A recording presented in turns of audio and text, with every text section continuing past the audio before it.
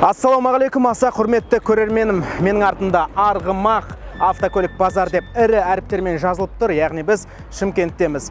Оңтүстік тұрғындары қандай көлік мініп сататынын бірге көрейік кеттік. Шымкент. Шымкенттің базары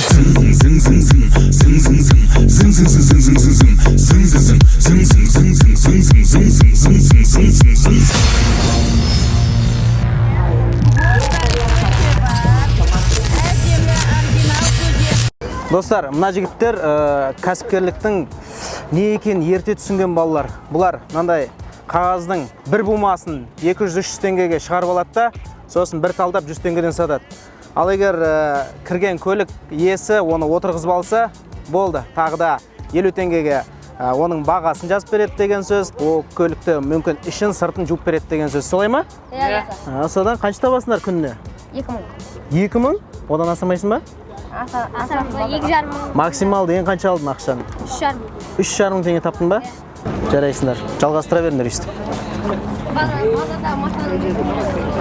Шымкент расымен де шағын кәсіпкерліктің қара қазаны. Мұнда бизнес қайнап жатыр. Оңтүстік өңірде 17 мың жұмыс істеп тұрған кәсіпорын бар. Сондай-ақ бізді қызықтырған нәрсе, оңтүстік тұрғындарының 95% мемлекеттік қазақ тілін меңгерген. Бәрі қазақша сөйлейді. Тағы бір қызықты дерек, екінші дүниежүзілік соғыс кезінде Шымкенттің қорғасын зауыты оқтар жасаған, бүкіл республиканы қамтамасыз еткен. Тағы бір дерек, Шымкенттің сырасы балдай тәтті. Сондай-ақ Қазақстанда 3 мұнай өңдеу зауыты болса, соның біреуі дәл осы оңтүстік шаһарда орналасқан. Осы факторлардың барлығы бізді қызықтырды және мұндай қызық деректер автобазарға бізді алып келді. Аңыз бойынша Шымкентке ең алғашқы Opel Vectra 17 ғасырда кіргізілген, бірақ байқауымызша соңғы жылдары Шымкент приоралардың отанына айналғандай. Қараңыздар, 2015 жылғы 44 мың жүрген екен, бағасы 2 миллион 550 мың теңге. Сыртында ешбір соғылған, ұрылған жерлері жоқ. Көлік жылтырап тұр. Тура жанында соған ұқсас приора бар. Мінекей, тағы бір приора келе жатыр. 1 миллион 900 мың сұрап тұр 2014 жылға. Кеттік, мына приора қанша тұрады екен көрейік. 2015 жылғы 49 мың жүрген, бағасы 2 миллион теңге. ВАЗ-2170 14 жылғы 1,6 81 мың жүрген. Соның өзінде сыртқы ақаулары жоқ. Қазір мен сіздерге маған қатты ұнаған приораны көрсетем, кеттік. Мінекей, төмендетілген 17-ші диск салынған приоралардың бірі.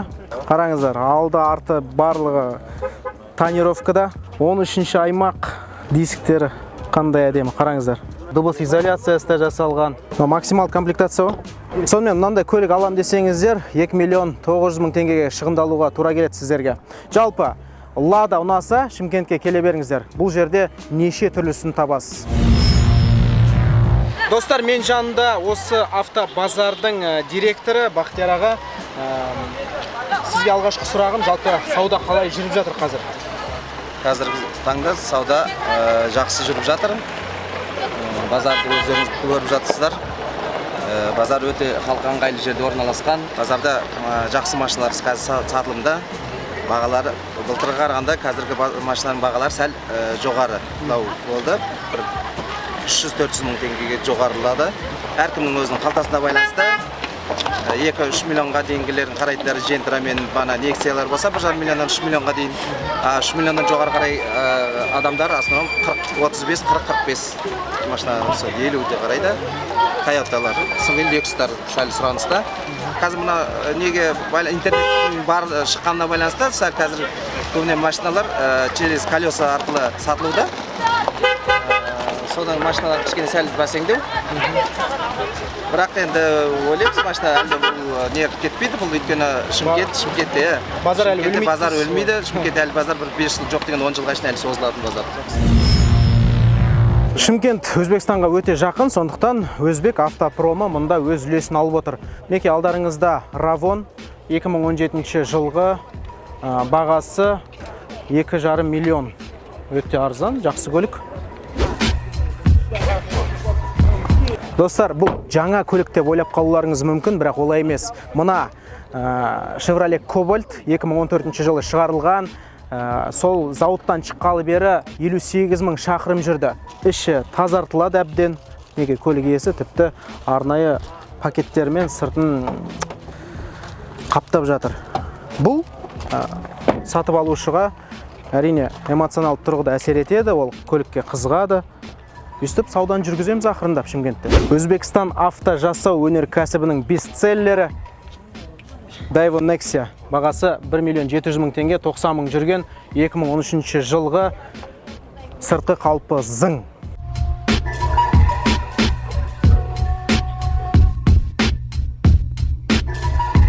жылғы Ravon 34.000 жүріп өткен, бағасы 3.200.000 теңге. Кәсіпкерлікте енді қадам басқан адамдарға білесіздер ме қандай көлік ыңғайлы? Lada Largus. Бұл көлікке бірталай адам сияды, және жүк таситын болсаңыз өте ыңғайлы. Көрейік бағасы қанша екен.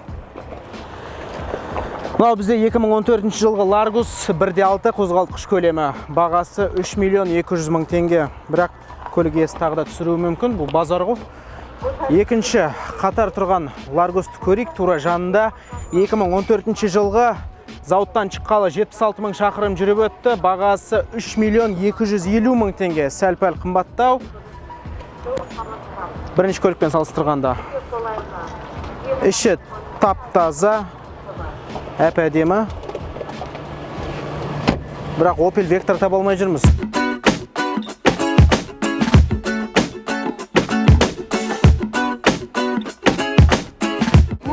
Көже бар, әдемі оригинал көже, таза көже, қаймақты көже бар.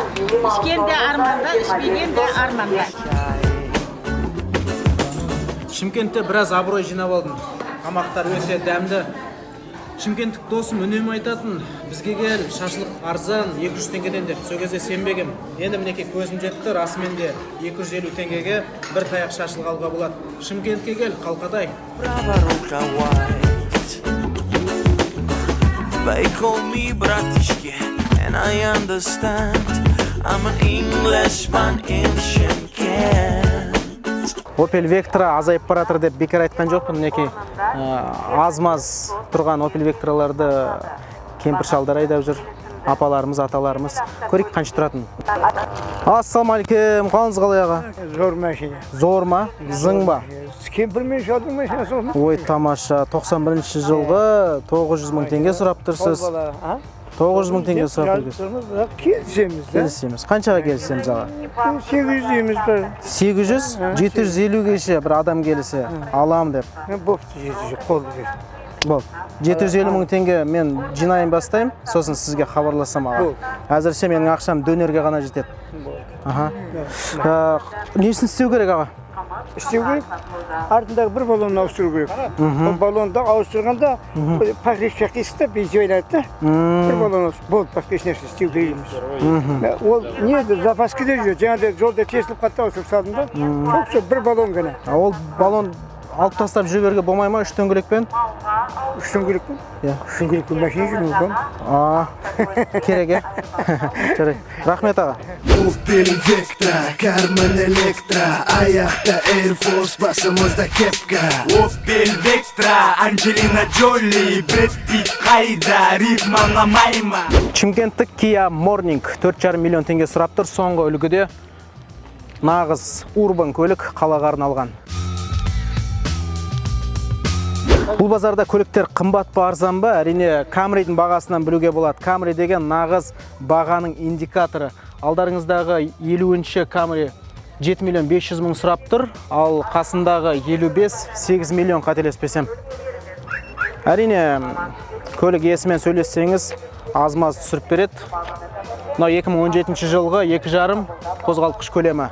40.000 жүріп өткен, зауыттан шыққалы бері. Ал мынаның жүріп өткен шақырымы жазылмаған екен, бірақ жылы 2014 жылғы қозғалтқыш көлемі 2,5.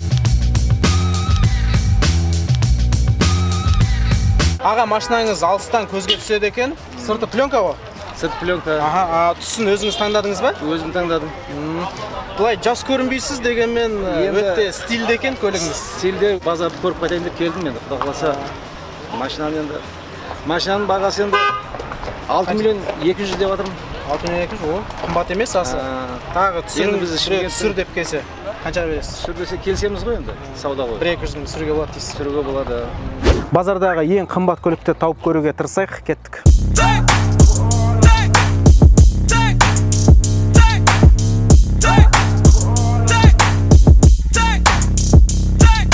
Toyota Highlander 2015 жылғы 3,5 қозғалтқыш көлемі, бағасы 14 миллион 500 мың теңге. 70-ші Camry Pack, әлі салафанда шешілмеген капоттан, бағасы 12 миллион 800 мың теңге. Неке алдарыңызда дизельді Lexus, қозғалтқыш көлемі 4,5 литр, бағасы 30 миллион теңге. 15 жылғы Land Cruiser Шымкентте 24 миллион теңге сұрап тұр. Түрі тартымды әрине, керемет көлік.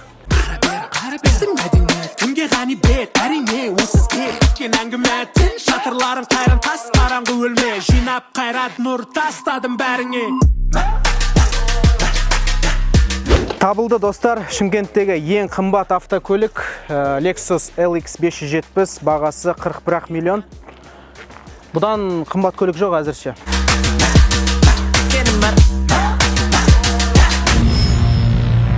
Базарға келіп көлік таңдаған әрине ыңғайлы. Сіз көлік иесімен сөйлесіп, оның плюс-минустарын біле аласыз, және егер көлікті жақсы білсеңіз, нашар тұстарын өзіңізде тауып аласыз. Соның арқасында оның бағасын төмендетуге болады, сізге тиімді бағамен сатып аласыз әрине.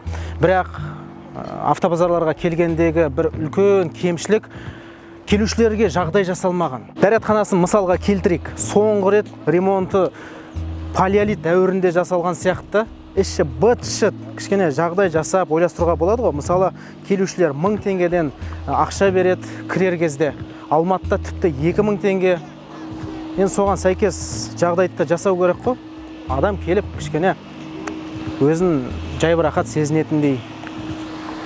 Сондай минустар бар базардың. Достар, Шымкенттің Арғымақ автобазарынан біз осы жерде үнемі авто жарыстар ұйымдастыратын Марк Диксон бауырымызды көріп қалдық, кездестіріп. Әнуар, қош келдің. Рахмет, сен де кездестіргеніме өте қуаныштымын. Нағыз танымал тұлғасың сен бұл аймақта. Осы базар туралы саған сұрағым. Базар неліктен әлі тірі? Колеса, KZ деген сияқты мықты сайт бар кезде неліктен адамдар базардан келіп машина таңдайды? Түркістан облысы республика бойынша ең көп халық саны бар. Және ауыл аймақтардан келетін адамдарға осы базар бір күнде 10-15 машина көріп кеткісі келетінден базар әлі тірі. Темір тұлпарына сенімді адамдар, олар Қазақстандағы Колеса KZ сайтына салып қойып, үйде жата беретін сияқты. Немесе жұмыс уақытынан бөлек уақыт бөлгісі келмейтін адамдар сол Колеса KZ сайтында сатып отыра береді. Енді бастысы сол перекуп және облыстан келген адамдарға ыңғайлы базар, мен ойымша. Достар, Шымкенттің базары тірі екен, көліктер өте көп және жақсы бағамен сатылып жатқандар да бар.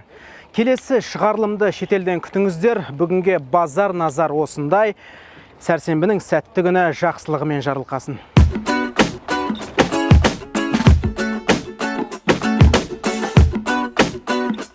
Қаз Колеса арнасына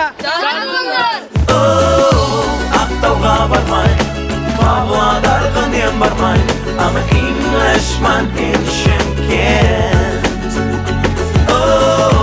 Таразға бармай, Қарағандыға бармай, I'm an Englishman in Шымкент.